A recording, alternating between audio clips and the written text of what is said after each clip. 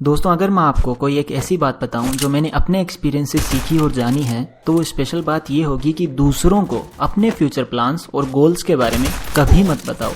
जैसे ही आप अपना गोल किसी के साथ शेयर कर देते हो तो फिर मोस्ट ऑफ द टाइम्स ऐसा देखा गया है कि आप उस गोल को अचीव ही नहीं कर पाओगे। कितना खतरनाक फैक्ट है देखो। बट ये कहीं ना कहीं सच भी है जो मैंने खुद एक्सपीरियंस किया है और शायद आपने भी किया होगा। बिकॉज हम सब ह्यूमंस हैं, हम सब सामाजिक प्राणी हैं, इसलिए हमारे माइंड में जो भी होता है हम उसे बड़ी आसानी से शेयर भी कर देते हैं।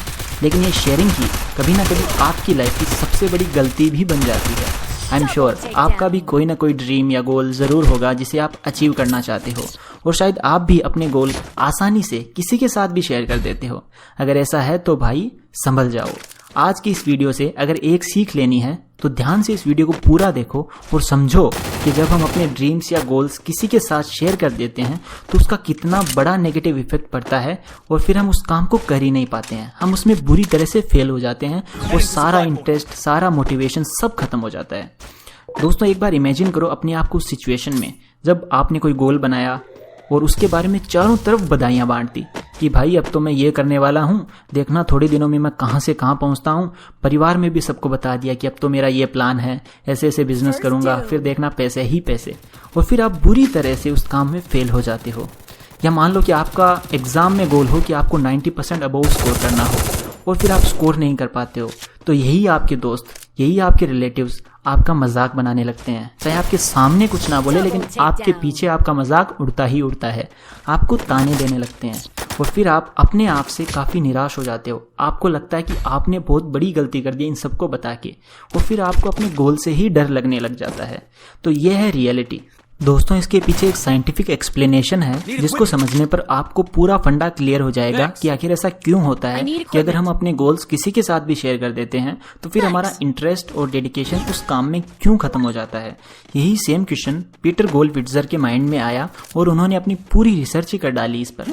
इस रिसर्च में उन्होंने 163 लोगों को लिया और सबको अपने अपने गोल्स लिखने के लिए कहा।